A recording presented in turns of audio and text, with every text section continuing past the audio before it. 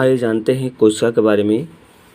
किसी बनते हुए मकान को आपने अवश्य देखा होगा कि जिस प्रकार छोटी छोटी ईंटों से मिलकर मकान का निर्माण होता है, ठीक उसी प्रकार जीवों के शरीर का निर्माण अनेक छोटी छोटी इकाइयों से होता है। शरीर को बनाने की वाली इन छोटी छोटी इकाइयों को कोशिका कहते हैं। प्रत्येक जीवित कोशिका में जीवन की सारी जैविक क्रियाएं जैसे श्वसन, पोषण, उत्सर्जन, वृद्धि आदि अनवरत होती रहती हैं। कुछ जीवों का शरीर केवल एक कोशिका का बना होता है, जिसे हम नग्न आंखों से नहीं देखा जा सकता।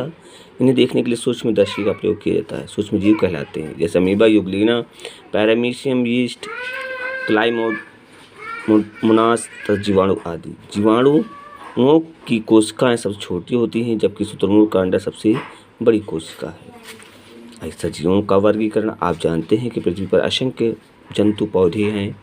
इतने सारे जीवधारियों का सुविधाजनक अध्ययन के लिए वैज्ञानिकों ने उनकी समानता और असमानता के अनुसार समूहीकरण किया है। यह पद्धति वर्गीकरण कहलाती है। इनके आधार पर अलग अलग समूह बनाने की प्रक्रिया ही वर्गीकरण है। आइए जानें, जंतु हो या पौधे, हम उनका वर्गीकरण कैसे कर सकते हैं। जंतुओं का वर्गीकरण। जंतुओं के वर्गीकरण के अनेक तरीके हैं, जैसे संरचना के आधार पर, मेरुदंड के आधार पर, प्रजनन विधि के आधार पर, वास स्थान के आधार पर। आइए जानते हैं संरचना के आधार पर। संरचना के आधार पर दो प्रकार के होते हैं, एक कोशिक और बहुकोशिक। तो जिन जंतुओं का शरीर केवल एक ही कोशिका का बना होता है, वे कोशिकीय जीव कहलाते हैं। इन्हें नग्न आँखों से नहीं दिखाई देते हैं। ये नम जलीय वातावरण में पाए जाते हैं, जैसे अमीबा, पैरामीशियम, यूग्लिना। एक कोशिकीय जीव में उत्पत्ति प्रथम जीव में माने जाते हैं। बहुकोशिक। जिन जंतुओं का शरीर एक से अधिक कोशिकाओं से बना होता है, वे बहुकोशिक जंतु कहलाते हैं। ये समानता नग्न आँखों से दिखाई देते हैं, जैसे हाइड्रा, घोंघा, मछली, मेढक आदि, मनुष्य आदि।